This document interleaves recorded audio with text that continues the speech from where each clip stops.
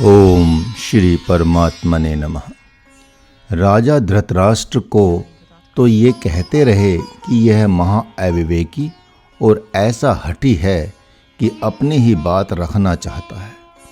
इससे स्पष्ट है कि ये धर्म के गूढ़ रहस्यों को जानते हैं, परंतु अपनी अज्ञानता नहीं मान रहे हैं। इसलिए मोह चाहे आचार्य द्रोण, पितामह भीष्म, राजा धृतराष्ट्र का हो या अथवा महावीर अर्जुन का, मैं कहता हूँ मोह तो सबका एक समान ही है। मेरे इस कथन पर सिद्ध एवं बुद्धिमान विचार करें। आप देखें तो सही कि आचार्य द्रोण एवं राजा धृतराष्ट्र का मोह अपने पुत्रों से है, गंगा पुत्र भीष्म का मोह अपने पिता से है तथा अर्जुन का मोह अपने स्वजन संबंधियों से है, जिस मोह के द्वारा ठगे जाकर वे धर्म की दुहाई दे रहे हैं। यद्यपि भक्त अर्जुन का मोह थोड़ा व्यापक है, किंतु यह भी महाबाधक और शोक संताप देने वाला ही है। भले ही कोई भक्त अर्जुन के मोह को प्रसन्नतापूर्वक शास्त्रीय एवं शुभ कहता रहे, परंतु मोह शुभ या अशुभ बात तो एक ही है। इसलिए भक्त का मन इसमें अशुभ अशुभ किसी भी प्रकार के मोह में आसक्त नहीं होता। मोह सारे जगत को अपने ढंग से नचाता है और लोग विवश होकर नाचते हैं। यदि महाराज झूठ कह रहा है तो पंचजन निर्णय करके सत्य क्या है उसकी घोषणा करें। स्वयं महाराज सत्य कह रहा है कि बहुत जन्मों तक इस मोह ने मुझे भी भरमाया है। हे सज्जनों, यह तो सद्गुरु की अपार करुणा है कि उन्होंने अब ज्ञान देकर मुक्त करा लिया। राग और द्वेष अविद्या के दो वरद पुत्र हैं, जो बलपूर्वक सबको अपना दास बना लेते हैं। इन्हें सदा विषय की आशा लगी रहती है, क्योंकि सभी के मन बुद्धि चित्त में इनका बसेरा है। उन राग द्वेष रूपी शत्रुओं का आप ब्रह्म स्वरूप सद्गुरु के शरणागत होकर उन्हीं से नाश करा लें, अन्यथा पाप भी भीष्म और द्रोण के समान तड़पते हुए मरेंगे। अंधे धृतराष्ट्र के समान हाय हाय करते रहेंगे। बाहर संसार में तो युद्ध हो ही रहा है, किंतु आपके हृदय के भीतर भी ऐसा ही युद्ध हो रहा है। यदि इन दोनों युद्धों का त्याग देंगे तो सभी निश्चित ही आपके विरोध में खड़े हो जाएंगे। भले ही अपना घर सबको अत्यंत प्रिय लगता है, परंतु वह भी तो संग्राम भूमि ही है, जहाँ उन लोगों से लड़ झगड़ कर बहुत से लोग वन को भाग जाते हैं, किंतु पुनः किसी अज्ञात भय के कारण अपने घर लौट आते हैं। इस प्रकार दिन रात कलह होता रहता है। ऐसा भी होता है कि पत्नी अपने पति से शत्रु के समान व्यवहार करती है, सोचती है कि कब इस पिशाच से छुटकारा मिले। पति भी ऐसी स्त्री नहीं चाहता, मन ही मन कामना करता रहता है कि कब यह डाकनी कहीं अन्यत्र चली जाए। वैसे ही पिता को पुत्र से तब वैर हो जाता है जब वह उससे गृह स्वामी का पद मांगता है। पुत्र को पिता स्वप्न में भी प्रिय नहीं लगता। अब अपने कर्मों की दुहाई देते हुए कहता है कि नहीं देखते तो किस प्रकार लाकर खिला रहा हूँ। अरे रात दिन कर कर के मरा जा रहा हूँ। अरे सठ, मेरे भाग्य से कब तक जियोगे? अरे निर्लज्ज, अभी भी तो चेत कर कुछ कर्म करो। भाई भाई में भी 2 दिन का ही दिखावे का प्रेम होता है। विवाह के उपरांत बाल बच्चों के बड़े होने पर वे अपनी अपनी रोटी अलग सेकने लगते हैं। उसी प्रकार मित्रों की भी यही कहानी है।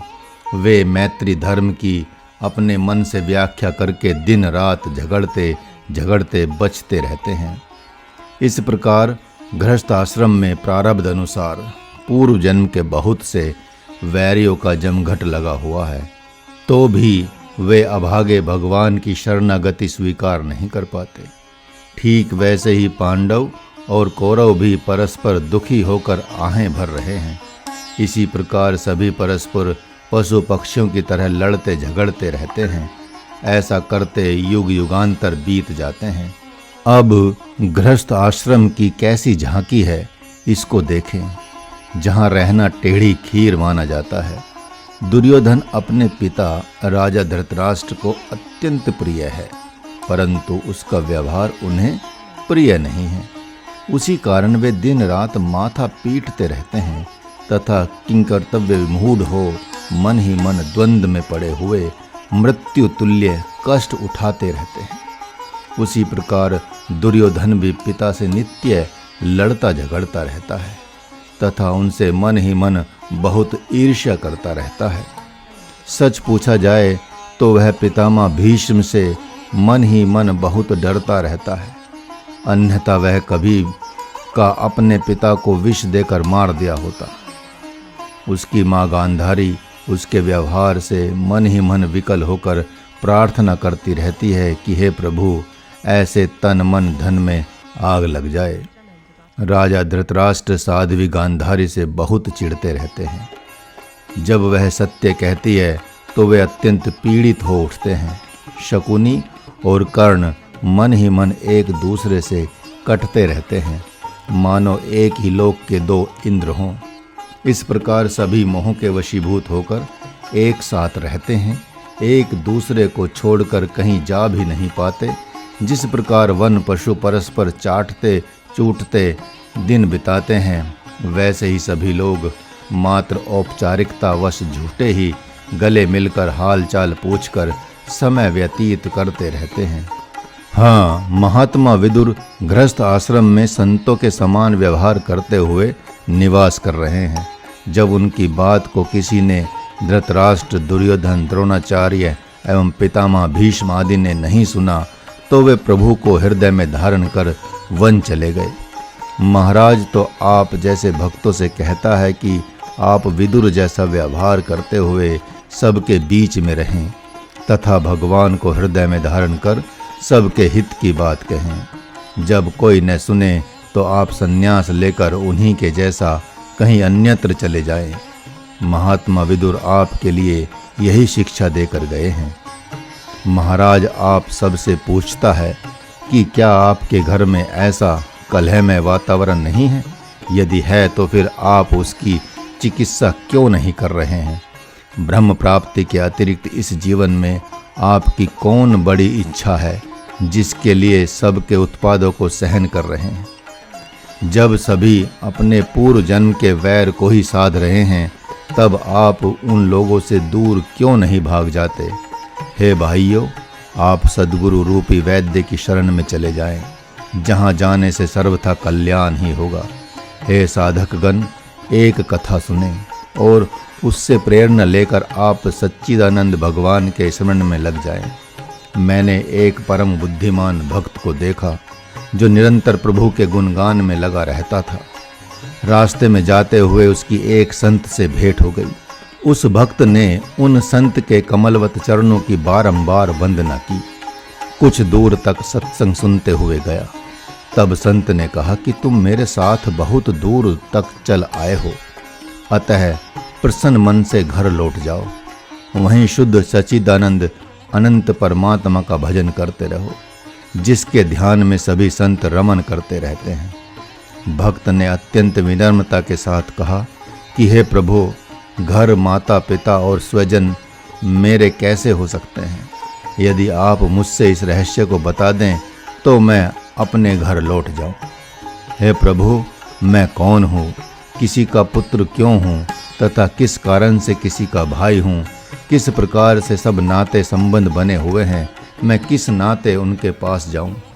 ऐसा सोचते हुए मैं घर में रहकर खाता पीता तो हूँ, किंतु शांति नहीं मिल रही है। वे सब सदा खाते पीते सोते हुए दिन व्यतीत कर रहे हैं। पता नहीं किन कर्मों का बोझ सिर पर ढो रहे हैं। एक मैं ही हर प्रकार से ऐसा दीनहीन हूँ जो समस्त कार्य तो कर रहा हूँ, किंतु हृदय में शांति नहीं है। सभी जानते हैं कि भोग क्षण भंगुर है, पाप रूप हैं और अंतकाल तक रोग ही देते रहते हैं। तो भी वे मृग के द्वारा मृग मरीचिका में जल खोजने के समान सर्वत्र सुख खोजते रहते हैं तथा अंतिम समय में राजा नृग की दशा को प्राप्त हो जाते हैं। भले वे अपने को स्वतंत्र मान रहे हों, पर संत उन्हें परतंत्र ही मानते हैं। सभी जानते हैं कि यह सारा जगत माया का ही खेल है, फिर भी सिर पर नाना प्रकार के झंझट झमेले का बोझ ढोते हुए घूम रहे हैं। हे प्रभु, मैं आज तक इसका कारण नहीं जान पाया, इसी कारण अब तक दुखों में भटक रहा हूँ। अतः हे कृपा के सागर, हे दीनों पर दया करने वाले, आप इसका समाधान कर मेरे दुखों का हरण करें। ऐसा सुनकर संत मन ही मन मुस्कुराते हुए बोले, हे तात, जब तुम्हारी ऐसी ही निर्मल बुद्धि है तो मेरे साथ वन को चलो। वहाँ कुछ काल के उपरांत इन सभी रहस्य को जान जाओगे। वह भक्त ब्रह्मचर्य व्रत धारण करके प्रसन्नता पूर्वक गुरु के पास रहने लगा। वह मन, वचन एवं कर्म से संत की सेवा शुश्रूषा करने लगा, जिससे उसे नित्य ही गूढ़ रहस्यों की अनुभूतियाँ होने लगी। हरि ओम।